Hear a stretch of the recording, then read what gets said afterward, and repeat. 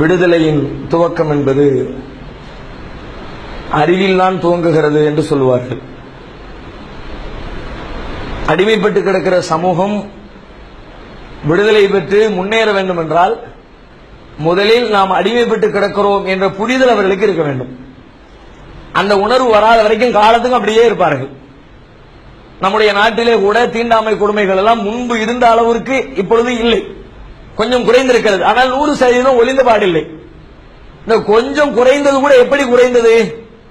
சில மனிதர்கள் வீரியமிக்க கருத்துக்களை தீண்டாமை கொடுமையினால் பாதிக்கப்படுகிற மக்களுக்கு மத்தியில் போய் எடுத்து சொல்லி, நீ ஏன்டா இப்படி இருக்க, உன்னுடைய தாய் மீது இப்படி அவதூறு சொல்கிறார்களே, அதை நீ பொறுத்துக் கொண்டிருக்க வேண்டுமா என்றெல்லாம் கேள்வி எழுப்பி அவர்களை சிந்திக்க வைத்ததன் விளைவாக அவர்கள் தெருவுக்கு வந்து போராடி பல்வேறு தீண்டாமை கொடுமைகளில் இருந்து இன்றைக்கு அவர்கள் வெளியே வந்திருக்கிறார்கள்.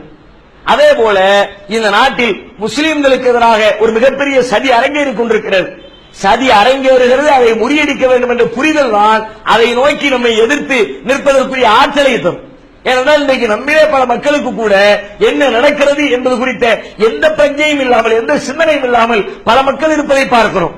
அந்த நிலையை மாற்ற வேண்டும். அந்த நிலை மாறினால்தான் முஸ்லிம்களை பொறுத்தவரை இந்த நாட்டிலே எத்தனையோ தொல்லைகள் துன்பங்களுக்கு ஆட்படுத்தப்பட்டோம். நம் மீது அவதூறு சொல்லப்பட்டது, பயங்கரவாதிகள் தீவிரவாதிகள் என்றெல்லாம் இன்றைக்கு வரைக்கும் பேசிக் கொண்டிருக்கிறார்கள். பொய் வழக்கு போட்டு நம்மை சிறையில் அடைக்கிறார்கள்.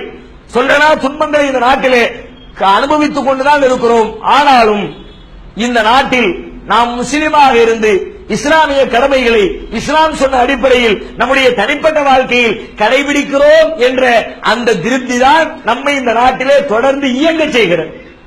ஆனால் இன்றைக்கு அவர்கள் கொண்டு வர நினைக்கிற இந்த சட்டம் அந்த திருப்தியிலே, அந்த சிந்தனையிலே பிரச்சனையை உண்டாக்குகிற, அதிருப்தி ஏற்படுத்துகிற வகையில் அமைந்திருக்கிறது. முஸ்லிம்களாகிய நாம் எதை வேண்டுமானாலும் பொறுத்துக் கொள்ளலாம், எந்த துன்பங்களையும் தாங்கிக் கொள்ளலாம். ஆனால் முஸ்லிமாக வாழ முடியாது என்ற ஒரு துன்பம் நமக்கு வழங்கப்படும் என்று சொன்னால் அதற்காக நம்முடைய உயிரையும் அர்ப்பணிக்க தயாராக இருக்க வேண்டும் என்ற புரிதலை நெஞ்சிலே ஏந்துவோம். அனைத்து மக்களுக்கும் கொண்டு போய் சேர்ப்போம். தேவைப்பட்டால் இதற்கு எதிரான போராட்ட களத்திற்கு அழைப்பு விடப்படுகிற பொழுது ஆர்ப்பணித்து வந்து நின்று இந்த அடக்குமுறை சட்டத்திற்கு எதிராக நம்முடைய போர்க்குண கண்டனங்களை பதிவு செய்வோம். அல்லாஹ் ரப்பல் ஆலமீன் நம் அனைவருக்கும் அதற்குரிய நல்லருளை தந்தருள் புரிவார்கள்.